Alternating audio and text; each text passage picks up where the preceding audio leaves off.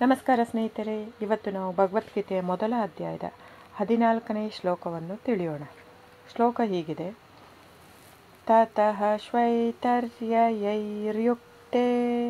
ಮಹತಿ ಸ್ಯಂದನೆ ಸ್ಥಿತೌ ಮಾಧವಃ ಪಾಂಡವಶ್ಚೈವ ದಿವ್ಯೌ ಶಂಕೌ ಪ್ರದದ್ಮುತು. ಶ್ಲೋಕ ಸಂಭಾಷಣೆ. ಈ ಶ್ಲೋಕದಲ್ಲಿ ಕೃಷ್ಣ ಮತ್ತು ಅರ್ಜುನ ಮಹಾಯುದ್ಧದ ಆರಂಭದಲ್ಲಿ ದಿವ್ಯ ಶಂಖಗಳನ್ನು ಊದುತ್ತಿರುವುದನ್ನು ವಿವರಿಸುತ್ತದೆ. ಇದು ಧರ್ಮಯುದ್ಧಕ್ಕೆ ಸಿದ್ಧರಾಗಿ ಹೋರಾಡುವ ಸಂಕೇತ. ಮತ್ತಷ್ಟು ಭಗವದ್ಗೀತೆ ಶ್ಲೋಕಗಳಿಗಾಗಿ ನನ್ನ ಚಾನಲನ್ನು ಸಬ್ಸ್ಕ್ರೈಬ್ ಮಾಡಿ, ಲೈಕ್ ಮಾಡಿ, ಶೇರ್ ಮಾಡಿ, ಕಮೆಂಟ್ ಮಾಡಿ ಫ್ರೆಂಡ್ಸ್. ಧನ್ಯವಾದಗಳು. ಸರ್ವವು ಕೃಷ್ಣಾರ್ಪಣಮಸ್ತು.